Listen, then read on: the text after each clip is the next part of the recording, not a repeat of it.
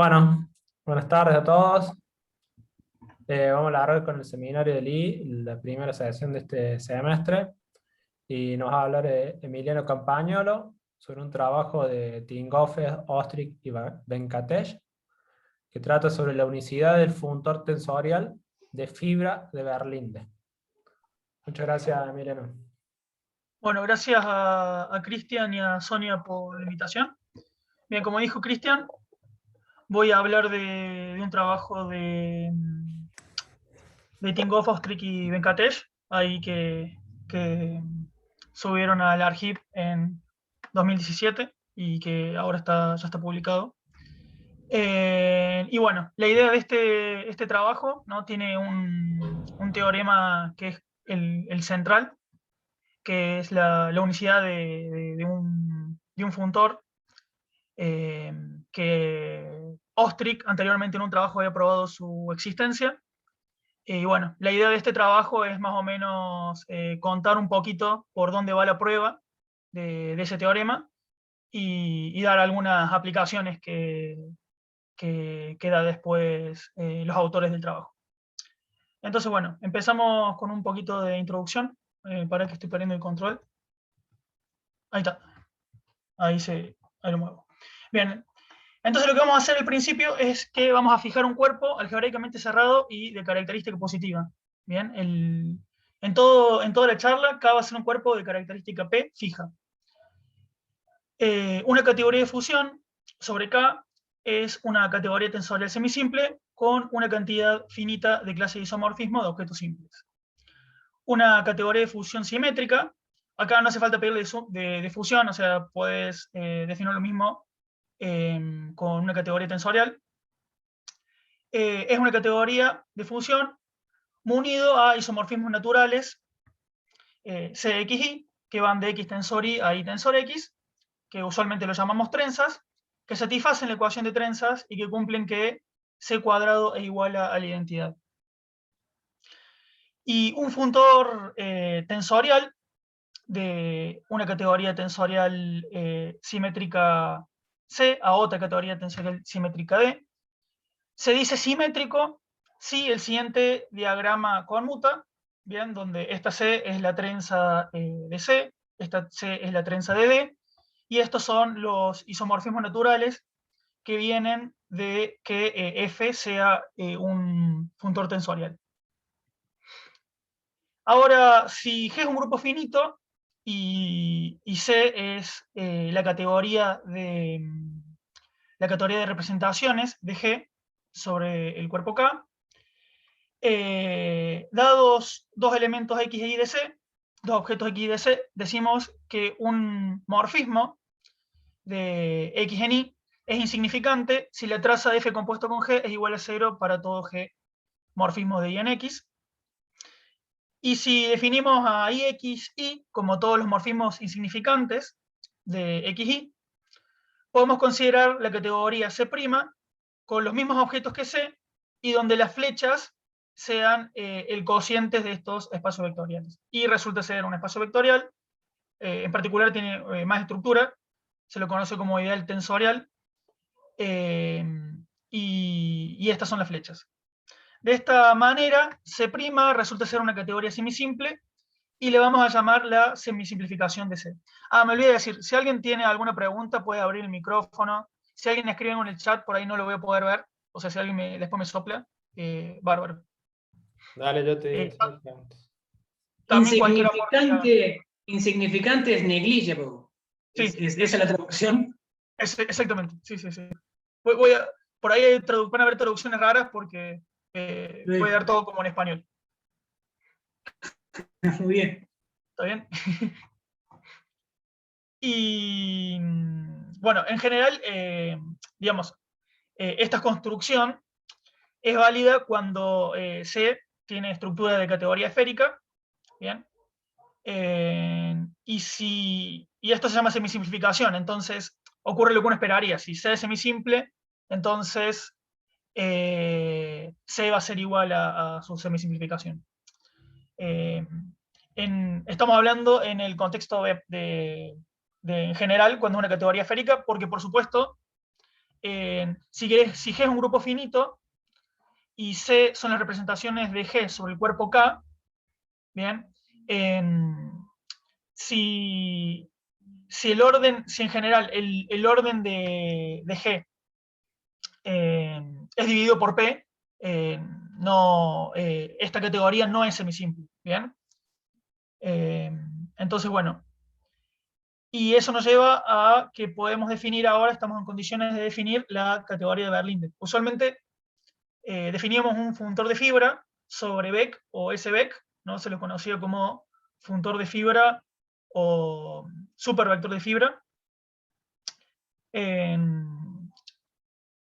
Ahora lo que vamos a ver posteriormente es la existencia de un funtor de cualquier categoría de función simétrica a ver P, y ver P es la categoría de Berlinde, y se define de la siguiente manera. Entonces, la categoría de Berlinde, ver P, es la semisimplificación de la categoría tensorial de las representaciones del grupo simétrico de P elementos sobre el cuerpo K. Ver P resulta ser una categoría de función simétrica. Está claro que es una categoría de fusión. Resulta que ZP también es simétrica con la trenza trivial, y si hacemos la construcción de la semisimplificación y bajamos a la trenza, obtenemos una categoría de fusión simétrica. Ver P tiene P-1 simples.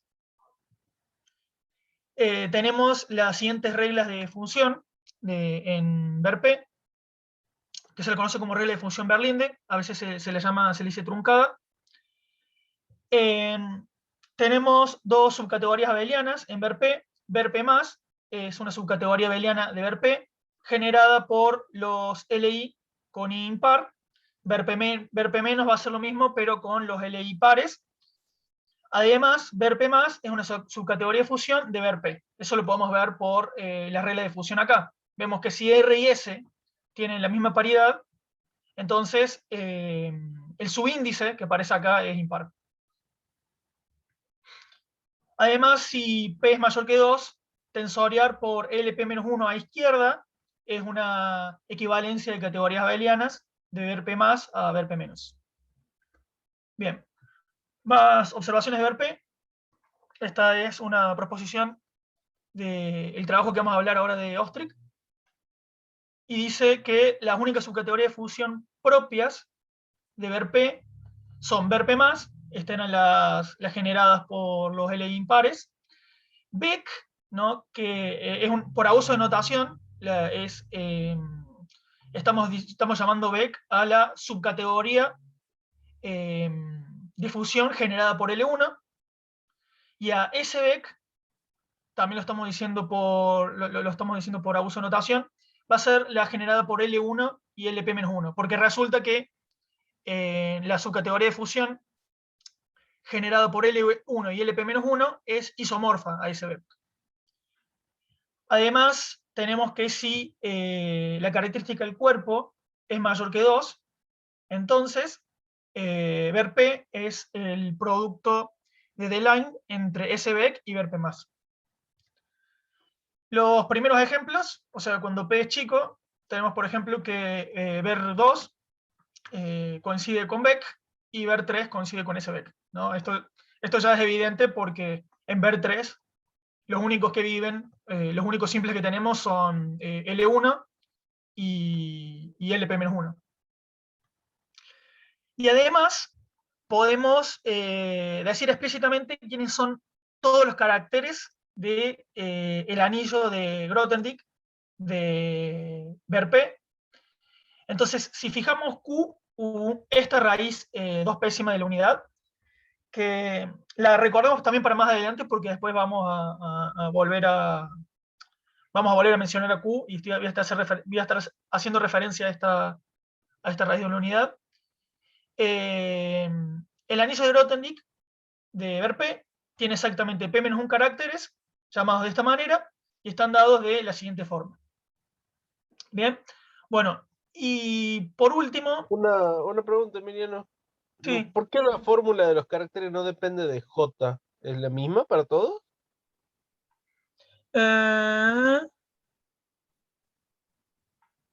No. Acá hay un error. Acá hay un error.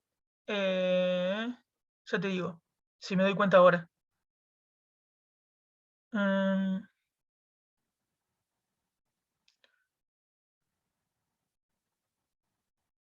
No me estoy dando cuenta ahora del error, después del final se los corrijo, ¿sí? Pero debe Sí, haber sido un error de tipeo mío. la fórmula nomás. Sí. Pero sí dependen de J. Sí dependen de J. O Está sea, bien. son todos distintos. O sea, y son todos distintos y son exactamente esos. Entonces, acá tuve algún error de tipeo. Gracias, Héctor. No pasa nada. Bien. Como en grupos, es Q a la J por R. Y Q a la menos J por R o algo así. Es Q a la J por R menos. Q a la menos JR. Podría ser, puede ser que cambie, pero. O sea, Q a la J te hace el. En L1. No sé. Dólar. En L1, Chi1 de L1 tiene que dar 1, cosa que da bien. Ahora P-1, P-1, P-1, J. Creo que no es J ahí. Es como Después lo reviso. Reemplaza Q por Q a la J, eso es. En todos los Q. En todos. En todos, en Q a la todos. J en vez de Q. Sí. Correcto, sí. Muchas gracias.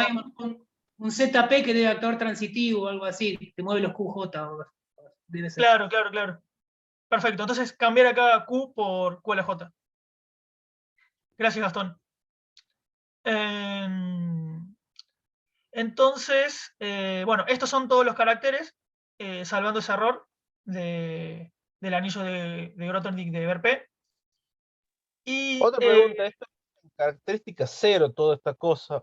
Porque estoy un poco confundido. no. Porque habíamos dicho característica positiva. Sí, todos los caracteres en C. Tenés el grupo de Grothendieck. Claro, Aparte, ves el grupo y el luego grupo ves C está generado por algo. Ok. Claro. Sí, acá lo tendría que ver claro. Son los caracteres en C. Claro, esta raíz 2PS me la estoy considerando en C, digamos. O sea, K es algebraicamente cerrado, pero las raíces 2PS en K es el 1 Claro, nomás. no son esas. Y no hay tantas. Claro. Bien, y por último, quiero decir acá, algo que no estudié, no vi mucho, y que usan los autores, invocan alguna que otra vez, son algunas otras de las realizaciones que tiene AVERP, que son las siguientes. La semisimplificación de las representaciones del álgebra de este cociente sobre el cuerpo K, y la semisimplificación de los módulos basculantes de SL2. Bien, para los que no saben la traducción son los tilting. Bien, entonces comento un poco lo que había hecho al principio. Víctor Ostrich en un trabajo demostró el siguiente teorema. Se hace una categoría de función simétrica, entonces existe un funtor tensorial simétrico de C en ver P. Este tensor simétrico de C en ver P, digo acá, es un funtor de fibra de Berlinde. Lo que quiero decir es, lo vamos a llamar el funtor de fibra de Berlinde. Vamos a decir que es un funtor de fibra de Berlinde. Y posteriormente, Ettinghoff, Ostrich y Venkadesh probaron lo siguiente, que si tengo una categoría de función simétrica, entonces existe un único funtor tensorial simétrico de C en ver P, es decir, todo funtor tensorial simétrico de C en ver P es isomorfo a F. Bien, entonces a partir de ahora vamos a ver por dónde va encaminada más o menos la prueba de este teorema. Y lo siguiente que queremos definir es, en este contexto, que es el álgebra simétrica y la álgebra antisimétrica. Si tengo C, una categoría tensorial simétrica, Lambda 2 de X es la imagen de la trenza menos la identidad. Y el álgebra simétrica de X está definido de la siguiente manera por este cociente. Resulta ser Z más graduada. Además tenemos que el grupo simétrico de n elementos actúa en X tensor n de la siguiente manera: la transposición de I en I más 1 va a parar al endomorfismo en X tensor n, CI, que está dado por aplicar tensor ciertas veces la identidad, salvo en el lugar I y en el lugar I más 1, donde vamos a aplicar la trenza. Definimos a Sn de X como la intersección de los núcleos de CI menos la identidad, y definimos el álgebra alternante de X por este cociente. De esta manera también el álgebra alternante resulta ser Z más graduada. Bien, tenemos el siguiente lema, la siguiente proposición, perdón,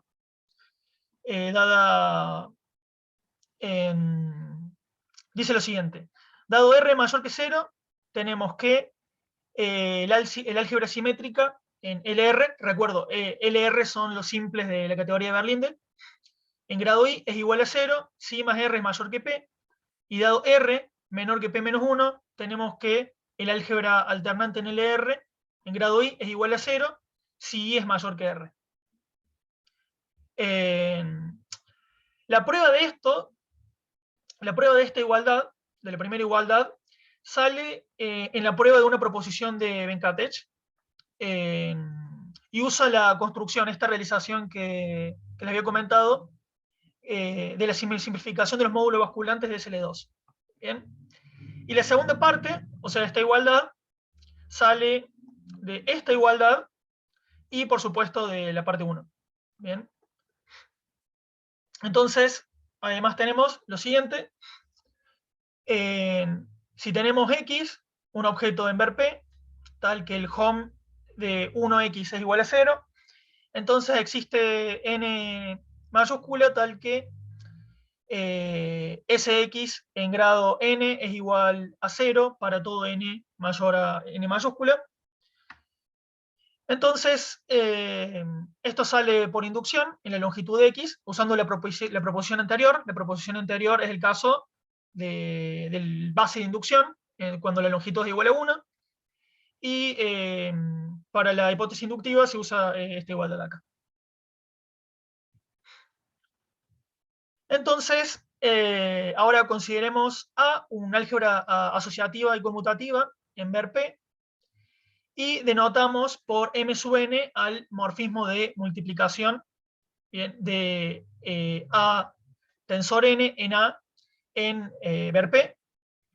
Entonces existe una única descomposición de A como suma directa de A0 con A1, donde A0 es un múltiplo del objeto simple L1, que es la unidad de ver P, y que A1 satisface lo siguiente, ¿no? Entonces, intuitivamente, A0 va a tener toda la parte que va a tener toda la multiplicidad en 1, y, perdón, A0 va a tener toda la multiplicidad en 1, y A1 va a tener el resto, que no tenga A1, que esto se deduce rápidamente por Joule. Bien, entonces lo que dice este lema es: existe un n tal que la restricción de mn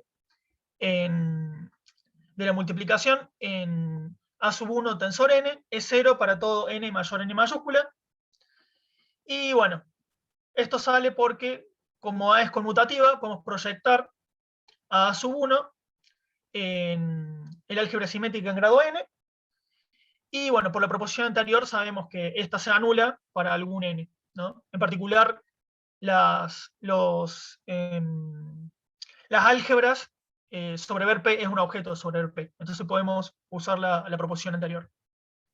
Bien, y si consideramos J como la imagen del morfismo multiplicativo de la multiplicación de A en A1 a A, entonces J es nilpotente.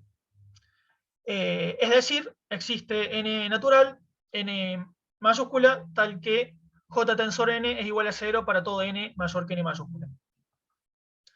Bien, resulta de J que J es un ideal de A, bilátero porque A es conmutativa, y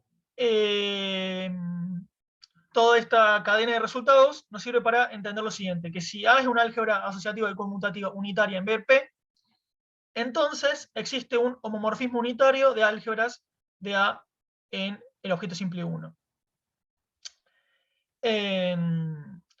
Entonces, la idea de la prueba sería la siguiente: como A es unitaria, entonces J contiene a A1. Esto es por cómo está definido J. J era la, por definición, es la imagen de A tensor A1, a A.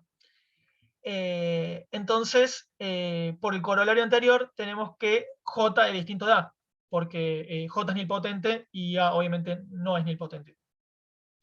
Entonces, el cociente de A con J es una álgebra asociativa conmutativa unitaria contenida en la subcategoría Beck dentro de BRP, ¿no? Está generado solamente por su respectivo elemento unitario. Y además, por el teorema de los cero de Hilbert, hay una versión que se llama versión débil, ¿no? Nos dice que existe un homomorfismo unitario de A sobre J en 1. Bien, entonces tenemos la proyección de A al cociente y del cociente al 1, entonces de esta manera tenemos un homomorfismo unitario de cualquier álgebra asociativa y conmutativa unitaria en BRP a el 1. Y con eso es lo que nos tendríamos que quedar de esta parte, que es un resultado que vamos a usar posteriormente. Bien, ahora para esta otra parte lo que vamos a hacer es consideremos un funtor tensorial simétrico de C en BRP y consideremos también un adjunto a derecha de F. Bien, esos van a estar fijos. Bien, de esta proposición hubo varios detalles que me quedaron sin entender, pero bueno, las ideas suelen estar contenidas principalmente en resultados de otros lugares, no completamente dentro del paper. Dice lo siguiente: A, que va a ser I evaluado en 1, tiene estructura natural de álgebra asociativa conmutativa unitaria en C. B, el tensor I induce una equivalencia tensorial de la imagen del funtor F en C a la categoría de A módulos a derechas en C. Y por último, I tilde compuesto con F, funtor de C en los módulos a derecha en C, los A módulos en derecha en C, es naturalmente isomorfo a este funtor, que es tensorial a la derecha, como funtor tensorial. Bien, entonces A se puede encontrar en este trabajo, en el lema 3.5. B, resulta de que F le da a ver P, o sea, F, recordemos, era el funtor de C a ver P, le da estructura a ver P de C módulo, y I es equivalente a un home interno, bien, con el 1 a izquierda.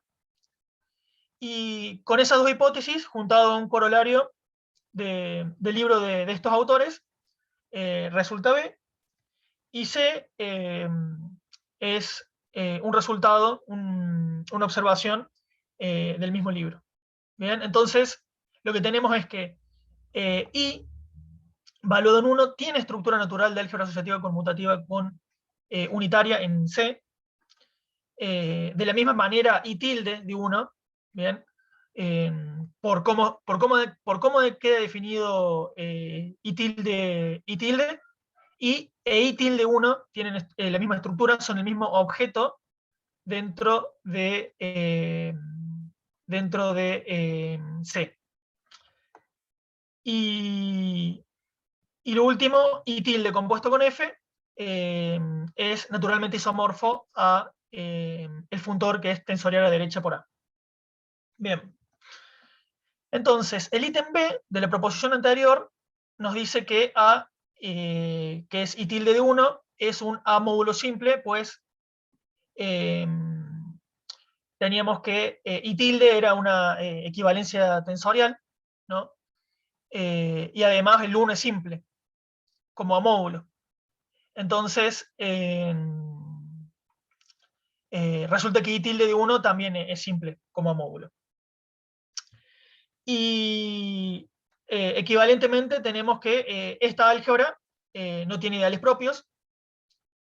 Y además, si consideramos F tilde como la composición de I tilde de menos 1, con la inclusión de la imagen de F en C Arber P, es inyectivo, entonces por C de la proposición anterior tenemos lo siguiente, tenemos que el funtor F es isomorfo naturalmente a F tilde, compuesto con F sub A, como funtor tensorial. F sub A era el funtor que era tensorial a derecha por A, ¿no? Entonces lo que teníamos anteriormente era que I tilde compuesto con F era I tilde compuesto con F era isomorfo a F sub A. Ahora componiendo con esto a derecha nos queda el siguiente isomorfismo natural como funtores tensoriales. Bien, Ostrich, en el mismo trabajo en el que probó la existencia del funtor de fibra de Berlinde, también probó que toda autoequivalencia de Verp es isomorfa a la identidad como tensor funtorial. Y de ahí se puede sacar el siguiente resultado. Si tenemos A, una categoría de fusión, y dos funtores tensoriales inyectivos de A en Verp, y acá cuando digo inyectivo me refiero a que si G de X es igual a G de Y, entonces X es igual a Y. ¿Sí? Entonces, G1 y G2 son isomorfos como funtores tensoriales.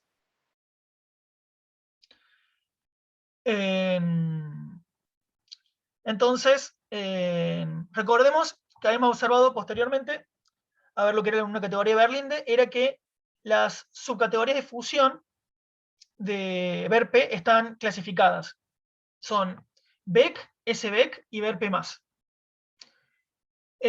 Donde Beck era la generada por L1, S-Beck era la generada por L1 y LP-1. Entonces, tenemos que, como G1 y G2 son inyectivos, ¿bien? G1 de A, la imagen de G1 y la imagen de G2 son isomorfas a A. En particular, la imagen de G1 y la imagen de G2 van a ser isomorfas entre sí. Entonces, tenemos una autoequivalencia R en A, tal que G1 es igual a G2 compuesto con R.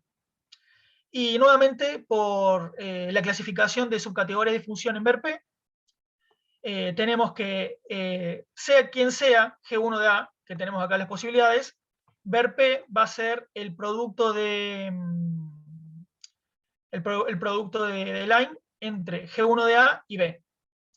Luego, R se extiende a una autoequivalencia en Verp como la identidad box R, y por el lema anterior, como tenemos caracterizadas a todas las autoequivalencias de Verp por isomorfismos, tenemos que necesariamente R tiene que ser isomorfo a la identidad. Bien, entonces así estaría probado el corolario. Bien. ¿Quién es B ahí? B es otra categoría de... B es otra subcategoría de fusión de Verp. Lo que vimos más arriba ¿Es alguna de esas tres de arriba? No. En el caso de que sea Beck es trivial, en realidad. Eso me faltó aclarar. En el caso de que sea Beck es trivial. En el caso de que no sea Beck, ¿sí? En el caso de que no sea Beck, es S-Beck o Verp+. Ok. ¿Está bien? Y lo que habíamos visto anteriormente es que Verp era S-Beck box Verp+. Por eso esto acá. Pero eso. Ok.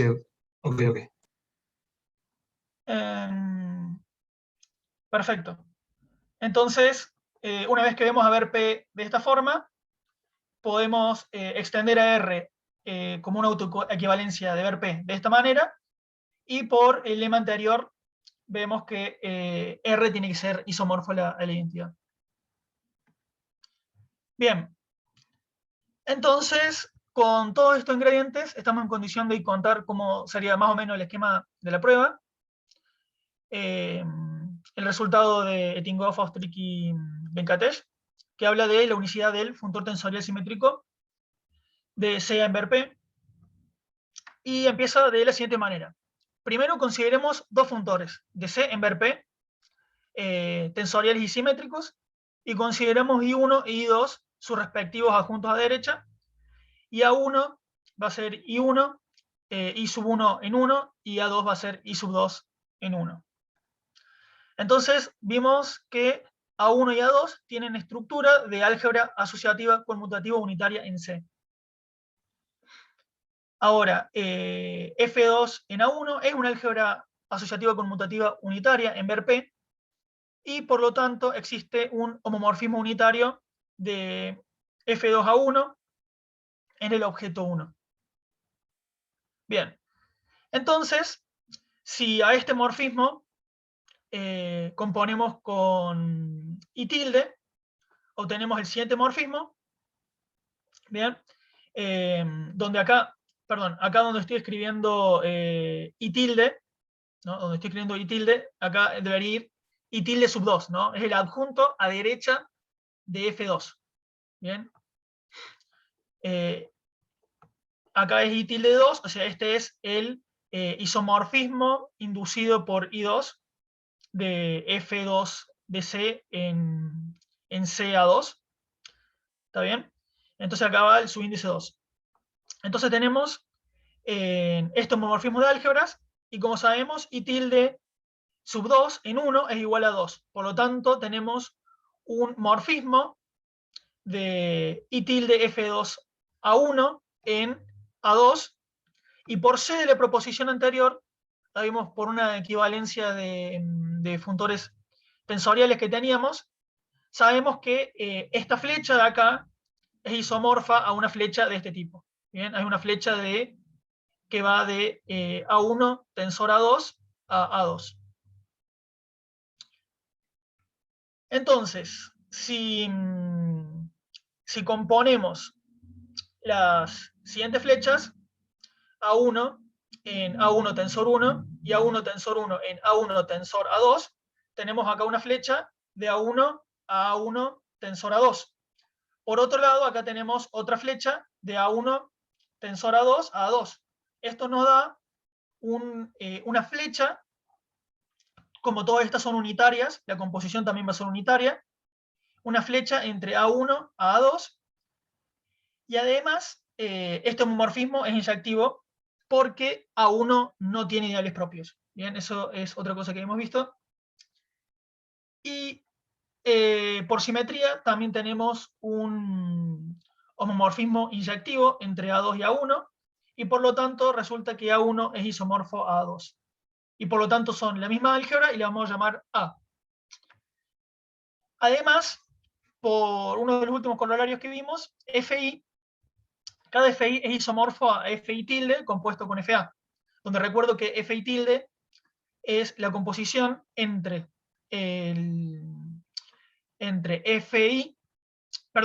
I tilde, I sub I tilde a la menos 1, con la inclusión de FI en C a ver P.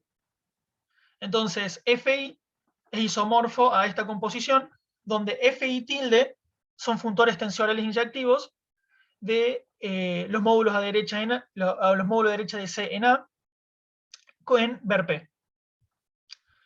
Y por el corolario anterior resulta que F1 tilde y F2 tilde son isomorfos. Bien, luego por este isomorfismo natural de acá tenemos que F1 y F2 son isomorfos, y eso sería la prueba. Bien, esto sería lo que tiene que ver con la prueba de la unicidad del funtor de fibra de Berlinde. Ahora lo que quería ver acá al final, ¿no? Son otras cosas voy a mencionar algunas otras cosas que hablaron los autores en el trabajo, donde usaron este resultado, digamos, de que el funtor de fibra de Berlinde es único. Bien. Primero voy a repasar brevemente y rápidamente qué es la dimensión de Frobenius-Perron. ¿Sí? Consideremos R un Z más anillo transitivo de base alfa I.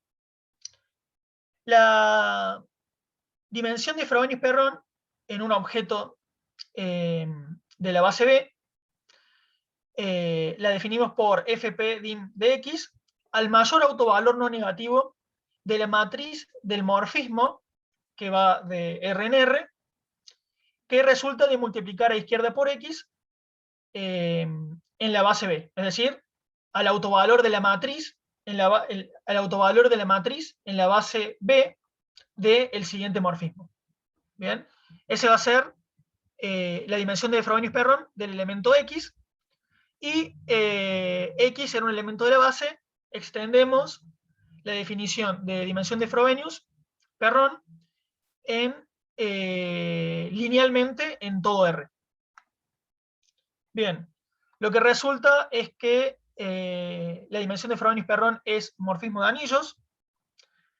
Si C es una categoría de función, entonces el anillo de Grothendieck de C es un anillo, un Z más anillo transitivo con base finita, como las clases de los simples, donde x1 es igual a 1. Se podría decir que es un Z más anillo unitario transitivo, y podemos definir entonces la dimensión de Frobenius-Perron en C.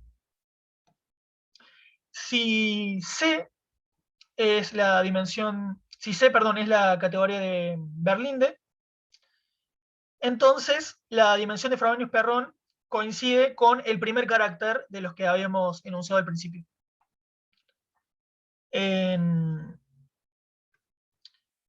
Con estos ingredientes, una vez aclarado, o sea, una vez repasado lo que era la dimensión de Frobenius-Perron, una de las cosas que hizo los autores, fue definir lo que es la superdimensión de Frobenius.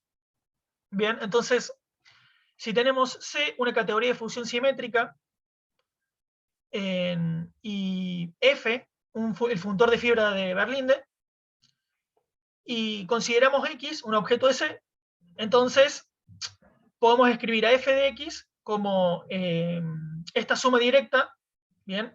Donde este elemento de acá pertenece a ver P más, y este elemento de acá pertenece a ver P menos. Recuerdo que ver P más era la subcategoría de fusión generada por los LI con I impar y menos con los I par. Y denotamos D sub más de x como la dimensión de Frobenius-Perron de f de x más, y lo análogo con d menos de x. Entonces, definimos la superdimensión de Frobenius por la resta entre d más y d menos. Bien. ¿Qué tenemos de esto? Tenemos que, por ejemplo, si C es igual a SBEC, entonces la superdimensión de Frobenius-Perron coincide con la superdimensión. Si la característica del cuerpo es 2, la superdimensión de Frobenius-Perron coincide con la dimensión. Por la definición de superdimensión de Frobenius-Perron, si C es igual a ver P, entonces la superdimensión de Frobenius-Perron de X coincide con la de f de X. Y además, ese de fp-dim es un carácter del anillo de Grothendieck. Habíamos visto que si C era la categoría de Berlinde, entonces la dimensión de Frobenius-Perron era el primero de los caracteres que habíamos listado. Bueno, la superdimensión coincide con el P-1 carácter que habíamos dado. Bueno, esto lo definen por primera vez los autores, y para poder definir la superdimensión de Frobenius-Perron, a priori uno necesita una estructura de categoría de fusión simétrica. Lo que hicieron posteriormente es dar una definición de superdimensión de Frobenius-Perron sin que use la estructura de la trenza, ¿no? O sea, se puede definir esto también para una categoría de fusión. Entonces, para definir la superdimensión de Frobenius en un contexto más amplio, acá puse simétrica, pero en realidad no hace falta que sea simétrica. Olvidémonos de esto. Si se hace una categoría de fusión, definimos la segunda operación de Adams en el anillo de Grothendieck de X de la siguiente manera. Lo que resulta es que la segunda operación de Adams es un morfismo de anillos y que si tenemos C una categoría de fusión y X un objeto de C, entonces podemos definir la superdimensión de Frobenius-Perron en X como la G valuado en la dimensión de Frobenius-Perron de la segunda operación de Adams, donde G es el morfismo de extensiones de cuerpos que satisface esta igualdad. ¿Bien? Este es el Q que habíamos mencionado anteriormente, que es una 2π raíz de la unidad. Bien, esto sería en cuanto a la definición de superdimensión de Frobenius-Perron. Y ahora vamos a ver otra cosa que enunciaron, que fue, si tenemos, primero supongamos que la característica del cuerpo es mayor que 2, y ahora consideremos C una categoría de función simétrica, y X un objeto de C, entonces f de X es un elemento en ver P, entonces se escribe como suma directa de elementos de los simples. La pregunta es, ¿quién es AR? Ellos dan una fórmula, que es la siguiente, ¿bien? Es 1 sobre 2p sobre la traza de este elemento. Lo destacable es que acá aparece la dimensión de Frobenius-Perron y acá aparece la superdimensión de Frobenius-Perron. Bien. Y dio... Perdón, Emiliano, en la formulita anterior, Sí. ahí corrigiendo, teniendo en cuenta que el carácter ese es como dice, como sugirió ahí Gastón, ahí es con Q a la menos R o con Q a la J. Q a la menos RJ menos Q a la RJ, ¿cómo será ahí? No. Ahí, esto está bien. Esto está Eso bien. está bien, ok. Sí. Ahí No, tiene. esto es Q. ¿Cómo se llama esto? Y la fracción con P abajo. Sí, pasa que esto es sobre C, ¿no? Perdón. Esto no es que sobre C. La idea es que esto te da un número natural. ¿Está bien? O sea, acá aparece un 2. Acá no ¿sí? hay ninguna otra dependencia más que R. Claro, acá en los caracteres tenías dos variables, digamos. Era el J en LR. ¿Está bien? Entonces tenías dos variables el carácter fijo, el carácter 1 o el P-1, no sé cuál será el que es, pero uno de esos debe ser. Ok. Claro, el único que yo anuncié fue el 1 ahí, y ahí había dos variables, digamos, el J que era del carácter y el R que era del simple, digamos. En este caso, esta es la traza de este elemento, donde la traza esta es la traza en la extensión de cuerpos KQ, ¿está bien? K como extensión en Q, y K es la intersección de los números reales con el Q de Q, ¿está bien? El cuerpo generado por la raíz 2π de la unidad. Bien, y por último, era contar dos resultados más. Perdón, Emiliano, antes que siga con la fórmula esta, ¿por qué hay una traza? Eso es lo que... ¿No son todos números estas cosas? Bueno, la traza es un número. Por eso, es la traza, lo que está dentro de la traza no es un número. de extensiones de cuerpos, ¿no? Es la traza de K a Q, viendo acá como una extensión de cuerpos. Ok. Ya entiendo. Está bien, gracias.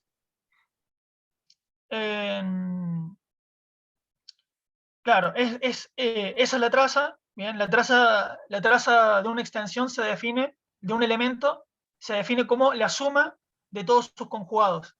¿Sí? Ok, Donde los conjugados son las raíces del minimal de ese elemento. De hecho, están caracterizados. Esta prueba de acá sale de agarrar y escribir qué significa la traza de eso, ¿no? También de caracterizaciones de estas dos cosas, y sale, digamos. Hubo algunos detalles que no entendí. Por eso no explico un poquito más, sinceramente. Pero hace básicamente esa cuenta. Porque de hecho, anteriormente también caracteriza cuáles son todos los conjugados. Vía funciones G sub S, las caracteriza. Entonces, de ahí puedo hacerlo cuenta. De ahí es donde viene, digamos, de escribir algo y ¡pum! Sale. de una, gracias. Bien, y otros resultados son los siguientes.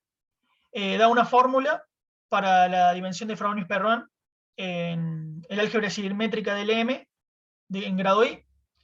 Y también, y esto no, sinceramente no, me lo puse a leer, pero no entendí mucho, necesitaba más preliminares de lo que yo sabía, y era que da una clasificación de álgebra de Hopf triangulares y semisimples en característica P. ¿Está bien? Esos serían algunos de los resultados que contaron los autores posteriormente al teorema. Y bueno, estas serían las referencias que fui usando. Después no me di cuenta por el editor que uso, no sabía poner las referencias abajo. Por eso, si a alguno le quedó pendiente una referencia, las tiene acá. Pero bueno, muchas gracias.